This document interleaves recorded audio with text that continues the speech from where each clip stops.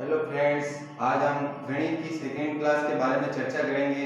जैसा कि आपको पता ही है, कल हमने फर्स्ट क्लास के बारे में चर्चा की, जैसे बेसिक गणित व संख्या पत्ती के बारे में, जो कि संख्या पत्ती के बारे में कुछ तो की थी, कुछ करनी बाकी है, वो भी करेंगे। पहले हम बोर्ड मास के क्वेश्चन कर लेते हैं। तो देखिए, ये पहला क्वेश्चन है, इसको सोल्व करते हैं। तो देखो, आपको पता ही है बोर्ड मास का नियम है। बी बोर्ड मास का नियम क्या है? बी बोर्ड मास का नियम है कि भाई पहले विजुअलाइजेशन कोष्ठक यानी कि विजुअलाइजेशन ब्रैकेट यानी मतलब बार सोल्व होगा, उसके बाद ब्रैकेट। तो देखो हमारे पास पहले बार है, तो बार को सोल्व कर देते हैं। तो बार को सोल्व करेंगे तो देखो मैंने कहा बार जो भी चीज है उसको रहने दीजिए, अंदर ही सोल्व करना हमने। तो देखो 3 - 2 है, इसको सोल्व कर देंगे। इसको सोल्व करेंगे क्या आएगा? 3 में से 2 गए 1, तो क्या हो जाएगा? 4 - 1। यहाँ तक समझ में आ गया? फिर देखो, फिर क्या करते हैं?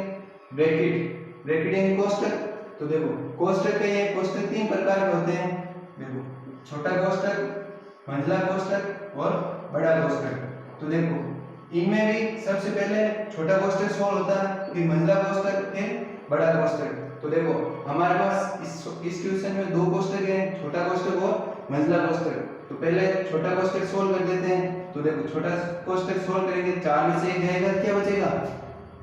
3। तो देखो आगे लिख देते हैं 2 माइनस मंझला कोष्ठक 3 माइनस 4 में से 1 गया 3। फिर क्या होगा? मंझला कोष्ठक कर लेते हैं। 3 में से 3 गया 0, तो ये कोष्ठक तो सोल्व हो गए। 2 - 0 = 2। तो ये तो हो गया आपके क्वेश्चन। इससे अगला ये तो समझ में आ जाएगा सभी को, क्योंकि देखो 3 कोष्ठक है, पहले छोटा कोष्ठक, फिर मंझला कोष्ठक, फिर बड़ा कोष्ठक। फिर एक आगे क्वेश्चन और है, देखो ये दूसरा क्वेश्चन, इसमें देखते हैं हम। तो देखो पहले वही बार सोल्व होगा, फिर कोष्ठक सोल्व होगा, फिर डिवीजन, मल्टीपल, ऐड और सब्ट्रैक्शन, यानी ये सोल्व होगा। तो देखो पहले हम बार सोल्व करते हैं। बार वाले चिन्ह को वैसे के वैसे ही रखना है। तो देखो बार को सोल्व करते हैं, इधर कर देता हूं मैं बार को सोल्व। 3 + 1/2। तो देखो इसका एलसीएम क्या आएगा? 6, क्योंकि देखो दोनों ही क्या है? अभाज्य संख्या, तो गुणा कर देंगे तो उसका क्या आ जाएगा? एलसीएम। तो देखो 6 में 3 का भाग देंगे कितनी बार? 2 बार। 2 को 1 से गुणा करेंगे 2, फिर 2 का 3 बार, 3 को 1 से करेंगे 3, तो कितना हो गया? 2 और 3 5 और ये 6, यानी 5/6। हमने इस बार को सोल्व कर लिया। इसका क्या है मान? 5/6। तो यहाँ क्या है? 5/6 माइनस, ये माइनस है तो माइनस ही रखना है। फिर बार का क्या है? 5/6। तो देखो 5/6 और 5/6। तो देखो ये छोटा कोष्ठक आ गया। तो देखो फिर क्या करते हैं? छोटा कोष्ठक सोल्व। तो देखो छोटा कोष्ठक सोल्व करेंगे क्या आएगा? 5/6 में से 5/6 चला जाएगा, क्या बचेगा? 0 बचेगा। तो देखो आगे करते हैं हम। 9/20 माइनस बड़ा कोष्ठक 1/5, फिर प्लस मंझला कोष्ठक 1/4, और हमने ये तो सोल्व कर लिया, 0 आ गया, प्लस 0 मंझला कोष्ठक बड़ा कोष्ठक। यहाँ तक सिंपल ही है। फिर आगे देखिए, आगे फिर ये तो बाहर है 9/20, फिर माइनस, फिर क्या करेंगे? छोटे कोष्ठक के बाद मंझला कोष्ठक। देखो मंझला कोष्ठक तो इजी हो जाएगा, 1/4 में 0 जोड़ेंगे तो 1/4, तो क्या हो गया? 1/5 प्लस 1/4, ये हो गया। फिर आगे देखते हैं, आगे 9/20। 9/20 में से कितने? पहले इसको ऐड कर लेते हैं। तो देखो 5 और 4, इसका एलसीएम क्या होगा?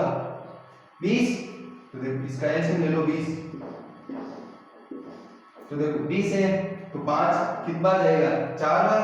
फिर देखो 4 को 1 से गुणा करेंगे 4, और फिर 4 का भाग 20 में 5 बार, 5 को 1 से करेंगे 5। तो देखो आगे क्या आ जाएगा? 9/20 माइनस, और ये कितने हो जाएंगे? 9/20। तो देखो 9/20 में से 9/20 चले जाएंगे, क्या बचेगा? 0। तो देखो पहले का आंसर आया हम लोग के 2 और इसके आए 0। तो देखो ये तो हो जाएगी आराम से, यानी वी बोर्ड मास, यानी इस नियम पर ही हमको चलना है कि भाई पहले छोटा कोष्टक सोल्व होता है, फिर मंझला कोष्टक, फिर बड़ा कोष्टक सोल्व होता है। तो देखो ये तो सभी को नॉर्मल जानकारी है, ये तो जी। फिर देखो आगे देखते हैं हम कल संख्या पद्धति के बारे में बात की थी हमने, तो देखो उससे आगे करेंगे। और पहले तीसरी वाली वापस एक बार देखते हैं। देखो हमने प्राकृत संख्या, पूर्ण संख्या, पूर्णांक संख्या यानी इनके बारे में सब अभाज्य संख्या, संयुक्त संख्या, जिनको भाज्य संख्या या यौगिक संख्या भी कहते हैं, उनके बारे में हमने चर्चा की थी।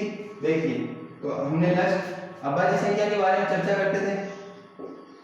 अभाज्य संख्या तो देखो आपको पता है अभाज्य संख्या क्या होती है? ऐसी संख्या जिसमें स्वयं व एक के अलावा और किसी भी संख्या का भाग नहीं जाए, तो वो कौन सी संख्या होगी? अभाज्य संख्या। तो देखो अभाज्य संख्या ये तो इजी है, तो आपको पूछ ले कि भाई सबसे छोटी अभाज्य संख्या कौन सी है?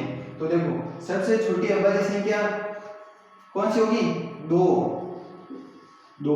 आपको पूछ ले एक क्या है? देखो एक न तो भाज्य संख्या है और न ही अभाज्य संख्या, ये ध्यान रखना कि भाई एक नहीं है। सबसे छोटी अभाज्य संख्या क्या है? 2। और पूछ ले सम अभाज्य संख्या कौन सी है? तो भी 2 है, ये ध्यान रखना। फिर देखो हमें पूछ लेते हैं कि भाई 1 से 25 तक कितनी अभाज्य संख्या है, 1 से 50 तक कितनी है और 1 से 100 तक कितनी है।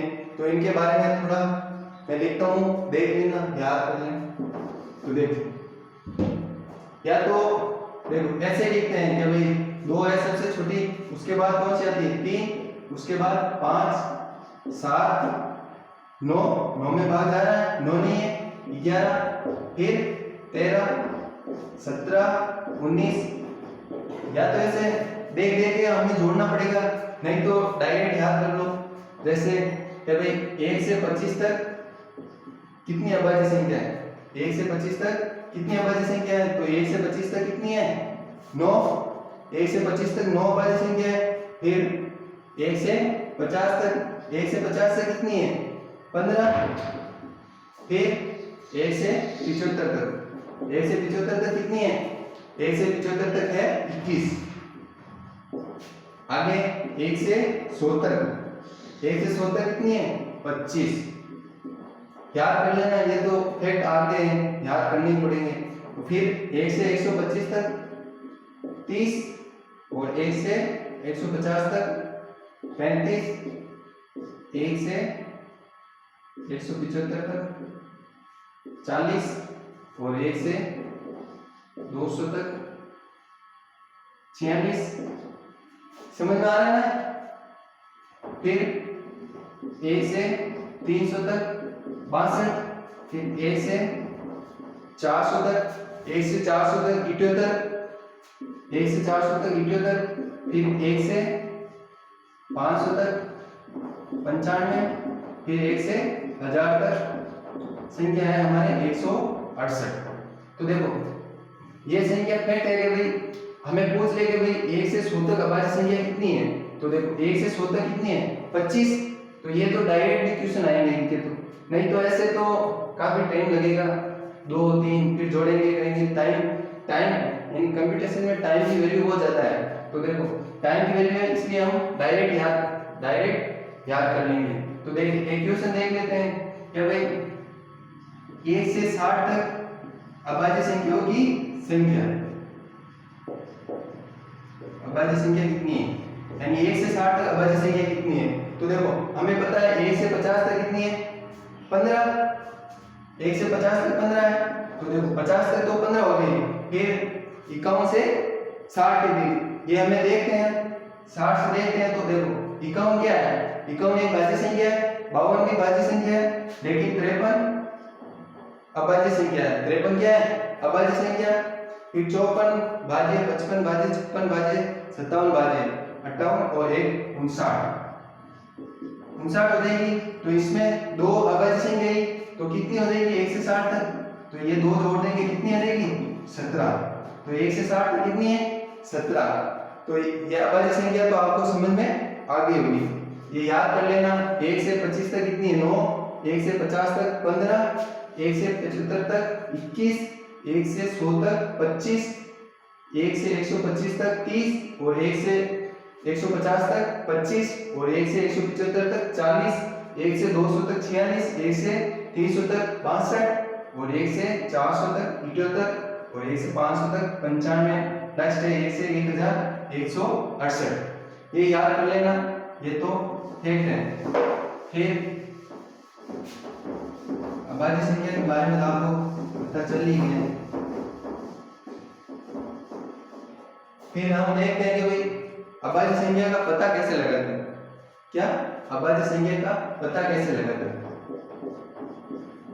अभाज्य संख्या का पता कैसे लगाते हैं? जैसे मान लेते हैं कोई अभाज्य संख्या लेते हैं बड़ी, मान लेते हैं भाई 137, ये हमें पता करनी है अभाज्य संख्या है भाज्य संख्या है। तो देखो सभी संख्या कैसी भी संख्या हो यही रूल्स लगेगा। तो देखो 137 का हमें पता लगाना है ये अभाज्य संख्या है, अभाज्य संख्या है या भाज्य संख्या है। तो देखो इसका पता लगाने के लिए हम क्या करेंगे, हमें यानी स्क्वायर मतलब वर्ग याद होना चाहिए।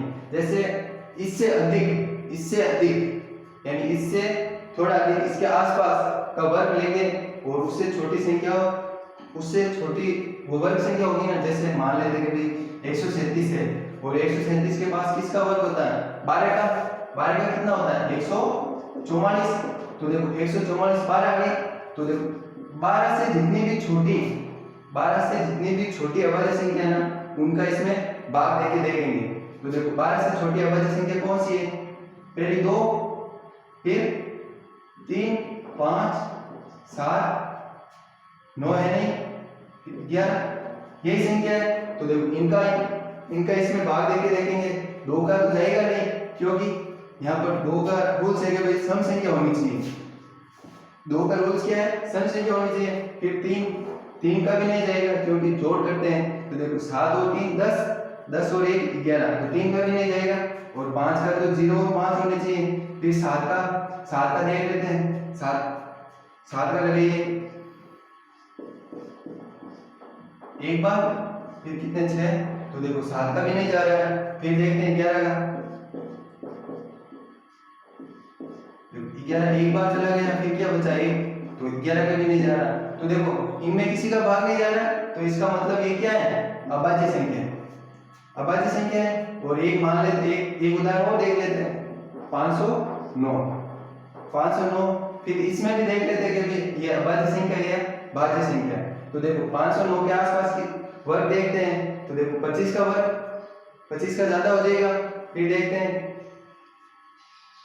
कितना 484 किसका 22 का और 23 का 529। तो देखो 23 है इसके पास। तो देखो 23 से छोटी अभाज्य संख्या लिख लेंगे 23 से फिर क्या होती है 19 से 17 13 11 और कौन सी 7 5 3 और 2। तो देखो इतनी है अभाज्य संख्या, इसमें भाग देंगे तो हमें पता चल जाएगा कि ये अभाज्य संख्या है भाज्य संख्या है। तो देख लेते हैं भाग देंगे। देखो 23 का भाग देंगे 46 बचे 4, तो देखो 49 है पूरा नहीं जा रहा। फिर 19 38 और बचे कितने 12 129, इसमें भी नहीं जा रहा। फिर 17 34, फिर कितने बचे 16 169 में ही नहीं जा रहा। फिर 13 39 11 119 नहीं जा रहा है। फिर 11 44 के बाद में 6 69 में ये भी नहीं जा रहा है। फिर 7 49 19 ये भी नहीं जा रहा है। फिर 5 का तो नहीं जाएगा, 3 का 8 जोड़ में भी नहीं जा रहा है। फिर 2 का सम संख्या आएंगे। तो देखो ये भी क्या है हमारे अभाज्य संख्या, इनके बारे में आपको पता चल गया। फिर देखो ये अभाज्य संख्या के बारे में आपको पता चल गया। आगे हम क्वेश्चन करेंगे तो आपको पूरा पता चल जाएगा इसके बारे में। फिर हम अभाज्य संख्या के आगे हम लेते हैं कि भाई सम संख्या व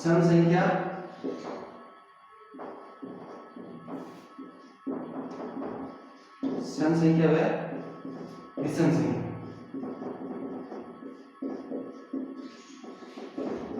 विषम संख्या ये तो सभी को पता है। सम संख्या तो सम संख्या है उसमें 2 का भाग जाना चाहिए। यानी कैसी भी संख्या हो जिसमें 2 का भाग जाना चाहिए वो क्या हो जाएगी सम संख्या। जिसमें 2 का भाग नहीं जाएगा, यानी 2 का भाग नहीं जाएगा वो क्या हो जाएगी विषम संख्या। तो देखो आपको पूछ ले कि भाई 2 सम संख्याओं का योग, यानी 2 सम संख्याओं का योग, 2 सम संख्याओं का योग क्या होगा।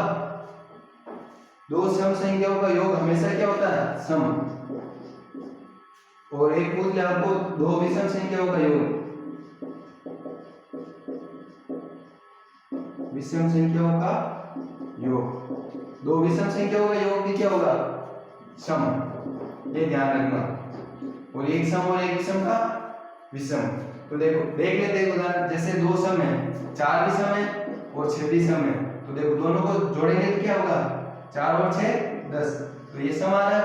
फिर देखो 2 विषम संख्याओं का योग, तो देखो मान लेते हैं एक विषम संख्या 5, दूसरी 9 और 5 और 9 कितना होता है 14।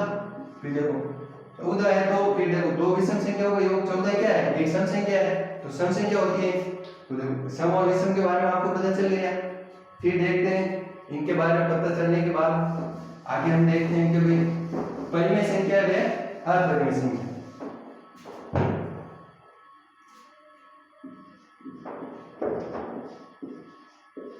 परिमेय संख्या और इधर मैं लिख देता हूं अपरिमेय संख्या।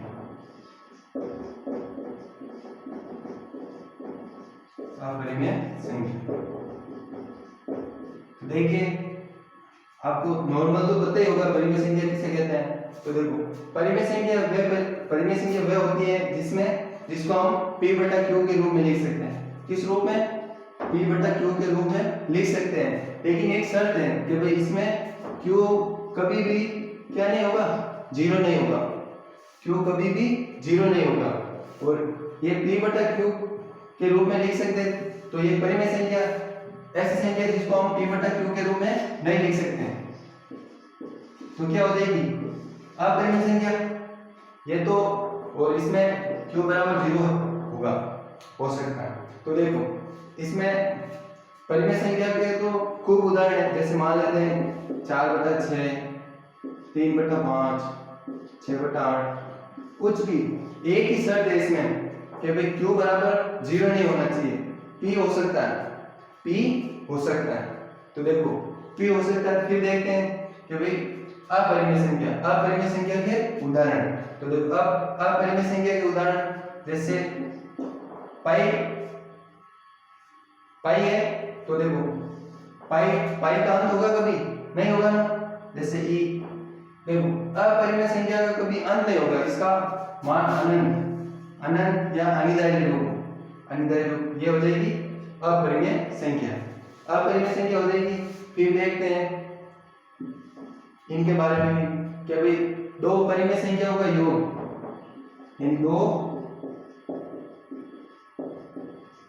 परिमेय संख्याओं का योग, 2 परिमेय संख्याओं का योग क्या होगा, यानी जैसे कोई भी 2 परिमेय संख्याओं को हम जोड़ेंगे, जैसे मान लेते हैं कि 4 बटा 3 और 5 बटा 6 को जोड़ते हैं। तो देखो इनको जोड़ेंगे तो क्या आएगा एक परिमेय संख्या आएगा।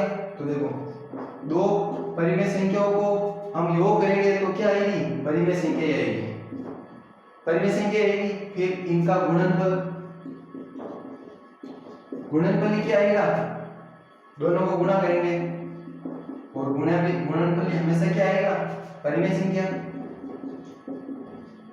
फिर देखते हैं 2 अपरिमेय संख्याओं का योग, 2 अपरिमेय संख्याओं का योग क्या होगा 2 अपरिमेय संख्याओं का योग भी अपरिमेय संख्या होगा। फिर देखते हैं कि भाई एक परिमेय व एक अपरिमेय संख्याओं का योग,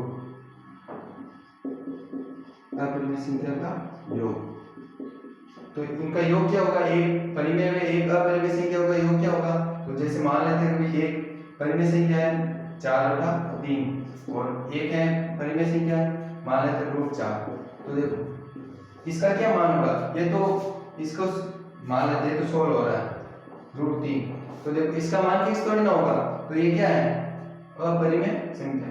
तो देखो एक परिमेय में एक अपरिमेय संख्याओं का योग क्या होगा? अपरिमेय। ये ध्यान रखना। फिर आगे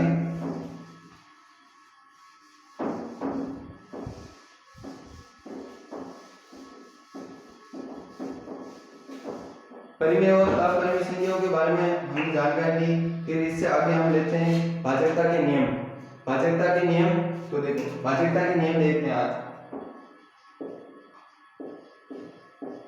भाजकता के नियम, तो देखो भाजकता के नियम काफी इंपॉर्टेंट भी है क्योंकि हर जगह काम भी आते हैं। तो देखिए पहले हम छोटे से छोटे 2 से शुरू करते हैं, यानी 2 से भाजकता नियम। तो देखो 2 से भाजकता नियम क्या है? तो देखिए 2 से भाजकता नियम, जैसे 2 से तो आपको सीधा ही पता चल जाएगा। 2 से सीधा ही पता कैसे, यानी सम संख्या होनी चाहिए। जिसको सम संख्या के बारे में पता है तो वो 2 से भाज्य होगी। तो देखो इकाई अंक क्या होना चाहिए? दी गई संख्याओं में इकाई अंक क्या होना चाहिए?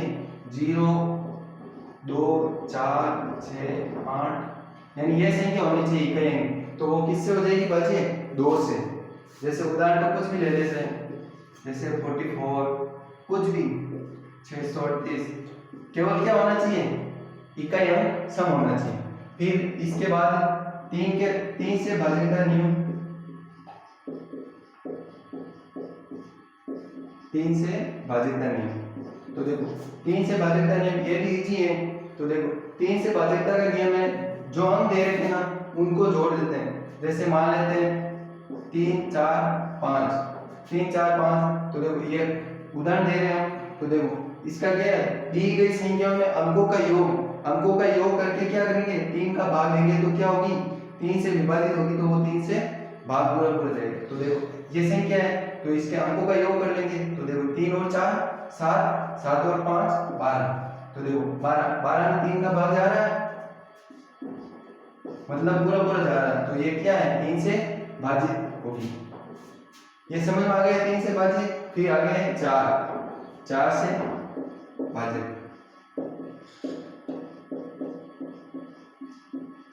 तो देखिए 4 से भाजकता नियम। तो देखो इसमें क्या करना है कि भाई कोई भी संख्या दी गई संख्याओं में इकाई व दाई, यानी इकाई व दाई संख्या में 4 का भाग देंगे तो पूरा जाएगा। तो वो पूरी संख्या में क्या होगी? 4 से भाज्य होगी। जैसे मान लेते हैं संख्या है 46, 58, ये संख्या है। तो इसमें 4 का भाग जाएगा या नहीं जाएगा? तो इसके लिए हम क्या पता करते हैं? इकाई और दाई में भाग लगाते हैं। तो देखो लगाते हैं इकाई और दाई में। तो देखो 2 बार जा रहा है, 2 बार जा रहा है। फिर कितना? 1, 18 नहीं जा रहा, तो ये 4 से भाज्य नहीं होगी। फिर देखते हैं 46, 96। तो देखो ये संख्या देखते हैं, इसमें भाग नहीं गया। तो ये देखते हैं, इसमें 4 का भाग लगाएंगे पीछे वाली संख्या में। तो देखो 2 बार बचा, 1, 16, 4 बार। तो देखो ये पीछे वाली 2 संख्या देख के हम बता सकते हैं कि भाई इस पूरी संख्या में क्या 4 से भाज्य होगी। फिर आगे है 5 का। 5 का तो आपको पता ही है, 5 का क्या होगा? यानी इकाई अंक क्या होना चाहिए? 0 है 5 होना चाहिए। वो किससे भाज्य होगी? 5 से। फिर 5 के बाद 6 का क्या होगा? 6 का होगा कि भाई 3, यानी 2 से भाजकता व 3 से भाजकता के नियम की पालना करेगा, वो 6 से विभाजित होगा। जैसे देख लेते हैं 3, 1, 2 एंड 312। देखो इसमें पहले देखते हैं 2 का विभाजित होने वाला नियम क्या है? 0, 2, 4, 6, 8। तो देखो 2 है तो सम संख्या है, तो 2 से भी विभाजित होगी। फिर 3 का देख लेते हैं, इनकी जोड़ में जाना चाहिए। 3 और 1 4, 4 और 2 6। तो 3 का भी जा रहा है, तो ये क्या 6 से भी विभाजित होगी, 6 से भी विभाजित होगी। फिर इसके बाद 7 से,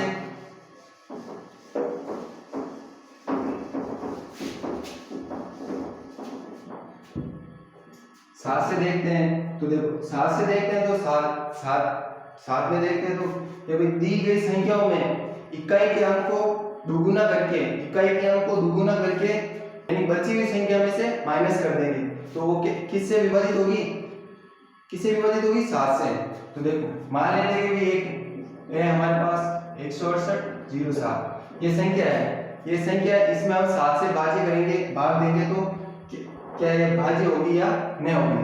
तो देखो इससे इसका एक ही फॉर्मूला कि अभी इकाई अंक को दुगुना करना। तो इकाई अंक कितना है 7 है, 7 को दुगुना करेंगे तो कितना आएगा, 7 को दुगुना करेंगे 14। तो देखो 14 बाकी क्या बची, 7 तो निकल गए 1680, इसमें से 14 माइनस कर देंगे। तो देखो 14 माइनस करेंगे तो 10 में से 6, फिर इधर 7 में से 1 गया 6, फिर तो 100, फिर आगे और यही प्रोसेस आगे ले लेते हैं।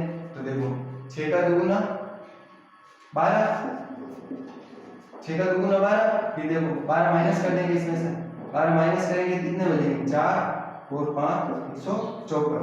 तो देखो 154 में ये इजी हो गया, और भी आगे कर सकते हैं, लेकिन इसमें भी हम आसानी से भाग दे सकते हैं 7 का। तो देखो 7 गुना 14, 7 गुना 14। तो देखो इस संख्या में क्या 7 से ये विभाजित होगी। तो ये इजी हो गया ना। 7 का नियम है कि भाई इकाई अंक को हमें दुगुना करना, फिर शेष बची हुई संख्या में से माइनस करके उसमें भाग देके देखना है, तो वो 7 से विभाजित होगी। तो पूरी संख्या भी क्या होगी 7 से विभाजित। फिर आगे देखते हैं 8 से। 8 से देखते हैं हम। 8 से देखने के लिए हम क्या करेंगे, कोई भी संख्या दे रखी है उसका इकाई दहाई और सैकड़े में, इकाई दहाई और सैकड़े में हम किसका भाग देंगे 8 का। तो पूरा पूरा जाएगा तो 8 से विभाजित होगी। जैसे कोई संख्या देख लेते हैं 48, 84, 64। देखते हैं इसमें 8 का भाग रहेगा नहीं रहेगा, देख लेते हैं। तो देखो 8 का भाग देंगे, तो देखो 8 का भाग देंगे क्या करेंगे, इकाई यानी इकाई दहाई सैकड़ा इन तीनों में देख के देखेंगे। तो देखो इसमें देंगे 8 एक बार, फिर कितने बचे 6 बचे। तो देखो 6 बचे तो एक वो उतरेंगे 0, फिर देखो 64 पे जा रहा है 8 बार। तो देखो ये भी पूरा पूरा क्या भाग जाएगा, इसमें 8 का पूरा पूरा भाग जाएगा। फिर 9 का देखते हैं, 9 से भाज्यता का नियम। 9 से भाज्यता का नियम होता है कि भाई यानी जैसे 3 का भाज्यता का नियम है वैसे ही 9 का भाज्यता का नियम, यानी आदि जोड़, यानी अंकों का योग करेंगे तो उसमें 9 का भाग जाएगा तो वो हमेशा 9 से भाज्य होगी। जैसे मान लेते हैं 7, 5, 6 संख्या मान लेते हैं ये है, तो ये 9 से विभाजित होगी या नहीं होगी। तो आदि जोड़ करते हैं 7 और 5 12, 12 और 6 18। तो देखो 18 में 9 का भाग जा रहा है, जा रहा है 2 बार। तो देखो ये भी किससे 9 से विभाजित होगी, 9 से विभाजित, ये समझ में आ गया। फिर आगे देखते हैं हम 10 तो सभी को बताइए। फिर आती है 11 इंपॉर्टेंट है, ज्यादातर क्वेश्चन 11 पर ही आता है। तो देखिए